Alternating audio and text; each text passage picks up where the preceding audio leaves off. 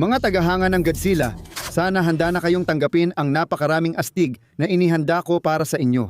Ngayon, mayroon akong dalawang malaking balita tungkol sa sequel ng Godzilla Minus Isa na ngayon ay opisyal na pinamagatang Godzilla Minus Zero kabilang ang buong disenyo ng katawan. Para sa epikong berdeng Godzilla na yon, pinatikim lang tayo noong nakaraang taon. Kung tingin mo si Godzilla na ang pinakaastig at di ka pa nakasubscribe, pindutin mo na ang subscribe button. Kumusta sa lahat? Ako si Jacob. Umupo ka, mag-relax at simulan natin. Opisyal nang inanunsyo ng Toho na Godzilla Minus Zero ang sequel ng Godzilla Minus Isa. Matagal nang hinihintay ng mga tagahanga at manonood ang petsa ng pagpapalabas ng pelikula. Bago tayo makarating dyan, gusto ko munang maglaan ng kaunting oras para ibahagi ang isang astig na impormasyon na nahanap ko tungkol sa Godzilla Minus Zero. Ang paggamit ng AI sa paggawa ng pelikulang ito ay mainit na usapin ngayon. Ayon kay Direktor Takashi Yamazaki sa Variety, hindi siya gagamit ng AI sa pelikulang ito o sa mga susunod niyang proyekto. Sinabi niya na mas gusto niyang gamitin ang mga lumang pamamaraan tulad ng miniatures at mas tradisyonal na teknik sa paggawa ng pelikula. Dahil dito, inaasahan na pareho pa rin ang pakiramdam ng Minus Zero at Minus One sa paggawa nito. Alam kong matutuwa ang maraming tagahanga.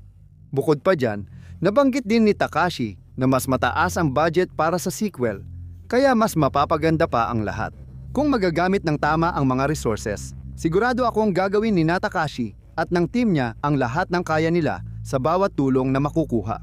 Ngayon, alam mo nang walang AI ang gagamitin sa pelikula at magiging parang Minus One pero mas malawak ang saklaw. Heto ang petsa ng pagpapalabas. Ang Godzilla Minus Zero ay ipapalabas sa Nobyembre 3 ngayong taon sa Japan, na siya ring Godzilla Day mismo. Sa totoo lang, kaarawan ngayon ni Godzilla, ito ang petsa ng orihinal na Gojiro at pati ng Minus One. Narapat lang na ang Minus Zero ay nagmula sa malalim at madilim na isipan ni Takashi Yamazaki. Sa araw ding iyon, 3 araw matapos, Nobyembre 6, 2026, ipapalabas na ang pelikula sa mga sinehan sa Hilagang Amerika.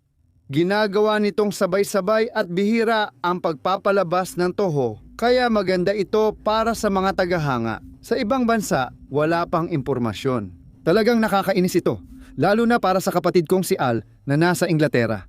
Sana ay maayos agad ito ng Toho para mas maraming tao ang makapanood ng pelikula ng halos sabay sa pagpapalabas, kahit na mangyari ito sa huling bahagi ng Nobyembre o kahit Disyembre na. Pakiramdam ko kung hindi nila mailabas ang pelikulang ito gaya ng ibang pelikula, parang sinisira na rin nila ang sarili nila.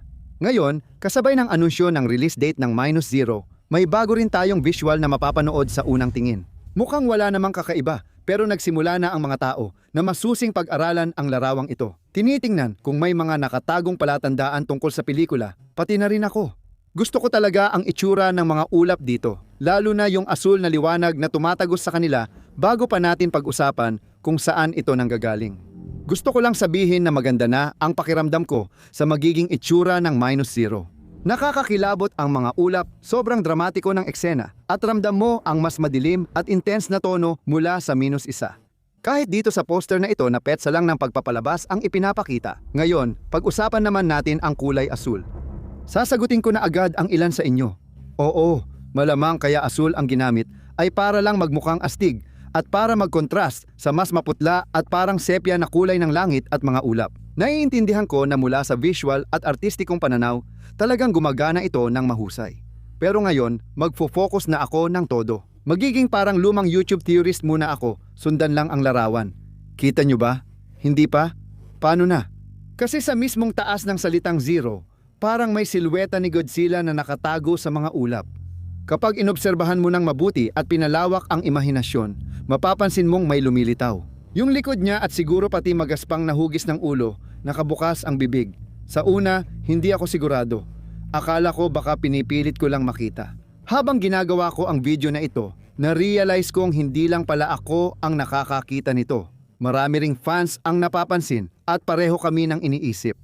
Kaya sa puntong iyan, ano sa tingin mo? Matalinong panunukso ba ito ng bagong disenyo ni Godzilla sa Minus Zero? O simpleng malikhaing sining lang na walang mas malalim na ibig sabihin?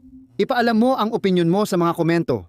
Magandang balita na opisyal na mas mababa na sa isang taon ang hintay para sa sequel ng Godzilla minus isa at mukhang mas malaki pa ang mangyayari ngayon.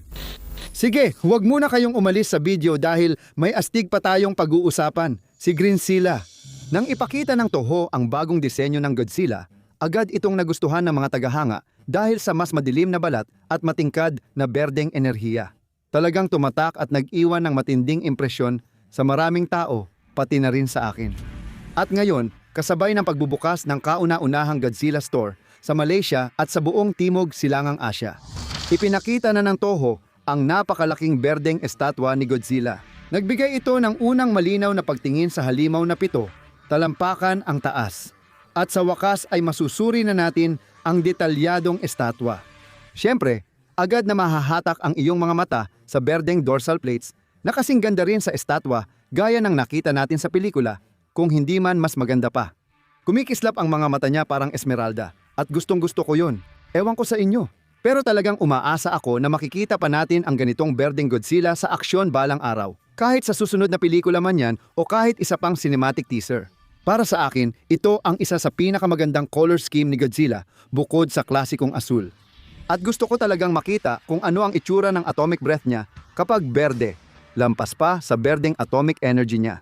Kahawig ng Godzilla sa minus isa ang disenyo nito pero hindi ito ganap na magkapareho.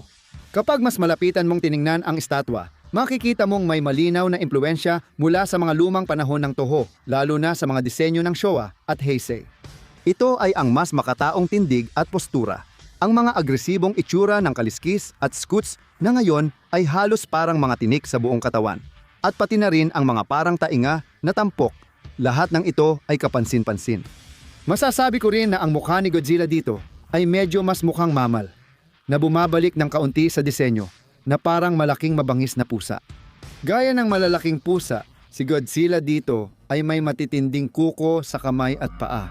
Mukha silang mas epektibo at mas nakamamatay kaysa sa mga nakita natin sa karamihan ng mga naunang bersyon ng karakter. Ngayon, mag-focus tayo sa mga paa niya na hindi mahirap gawin dahil sobrang laki ng mga ito. Alam ko na may hilig ang Toho na bigyan si Godzilla ng malalaking paa. At sa totoo lang, kailangan talaga ng isang nilalang na ganito kalaki ng malalaking paa para masuportahan ang bigat niya. Hindi ako sigurado kung makakalakad si Godzilla na hindi natitisod dahil sa laki ng paa niya.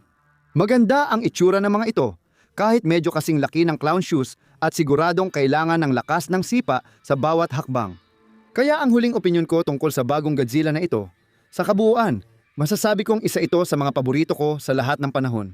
Mukha talaga siyang tunay na mandirigma at isang totoong halimaw na parang kaya talagang wasakin ang kahit anong humarang sa kanya. Ang tanging hindi maganda ay baka hindi na talaga natin makita ang Godzilla na ito na kumikilos sa aksyon. Sa ngayon, ginagamit lang ang disenyo na ito para i-promote si Godzilla sa Timog Silangang Asya. Ayos naman, pero parang masyadong malakas ang disenyo kaya dapat palawakin o gawing mas buhay. Ano sa tingin mo? May napakaliit na posibilidad na ang disenyo na ito ay paunang bersyon ng magiging itsura ni Godzilla sa Godzilla minus zero na talagang kamangha-mangha kung mangyayari. Gustong gusto ko talaga ang disenyo na ito. Siguro mas gusto ko pa kaysa sa disenyo ng minus isa. Pero sa parehong panahon, nakita naman natin na asul ang enerhiya sa poster kanina, hindi berde. Kaya bahala ka na kung paano mo tatanggapin ang teorya o ideyang yan. Marami pa ring tanong para sa parehong Godzilla minus zero at itong Greenzilla at kung posible bang magkaugnay ang dalawa. Sa ngayon, may opisyal na petsa na ng paglabas. Mayroon ding posibleng visual na patikim kung ano ang darating sa isang totoong estatwa ng napakabangis na berdeng Godzilla. Sana nagustuhan nyo ang Atomic News Update. Like nyo kung tingin nyo ay deserve ko. Kita tayo sa susunod. Paalam!